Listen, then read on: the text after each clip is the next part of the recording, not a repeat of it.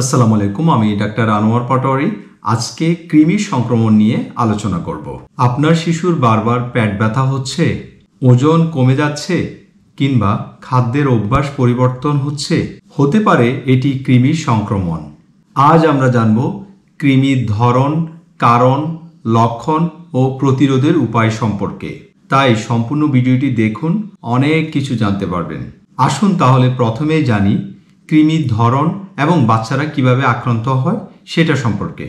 শিশুরা সাধারণত 3 ধরনের কৃমিতে বেশি আক্রান্ত হয়। গোল কৃমি, যেটাকে আমরা রাউন্ড ওয়ার্ম বা অ্যাসকারিস লাম্ব্রিকয়েডিস বলে থাকি, এটি ছড়ায় দূষিত খাবার বা পানির মাধ্যমে। এই কৃমিতে আক্রান্ত হলে পেট ফাঁপা, খিদেমন্দা ভাব, বমি ভাব দেখা যায়।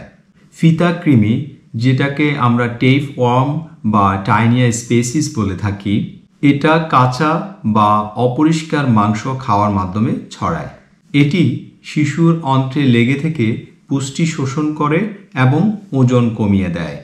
হুকওয়ার্ম, যেগুলোকে আমরা বলি অ্যানসিলোস্টোমা ডিউডেনালি বা নিকেটর আমেরিকানাস, শিশুরা মাটিতে খালি পায়ে হাঁটলে এই কৃমিতে সংক্রমিত হতে পারে।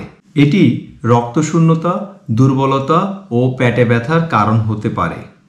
আসুন জানি কৃমির কারণ। অপরিষ্কার হাত, নখ, দূষিত খাবার ও পানি গ্রহণ, অপরিষ্কার টয়লেট ব্যবহার, মাটি ও পশুর সংস্পর্শ। এবার আসুন জানি কৃমির লক্ষণগুলো কি কি।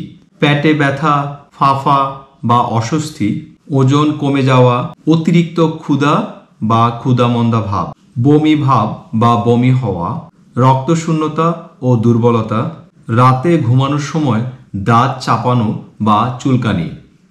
আসুন জানি কৃমি থেকে বাঁচার উপায় সম্পর্কে। কাঁচা ও অর্ধসিদ্ধ মাংস ও মাছ এড়িয়ে চলুন। রাস্তার খাবার কম খান। সবজি ও ফল ভালোভাবে ধুয়ে খান। বিশুদ্ধ পানি পান করুন। শিশুর থালা বাসন ভালো করে পরিষ্কার করুন। নিয়মিত কৃমিনাশক ওষুধ সেবন করুন। নখ ছোট রাখুন এবং বারবার সাবান দিয়ে হাত ধোয়ার অভ্যাস করুন। খালি পায়ে হাঁটা এড়িয়ে চলুন।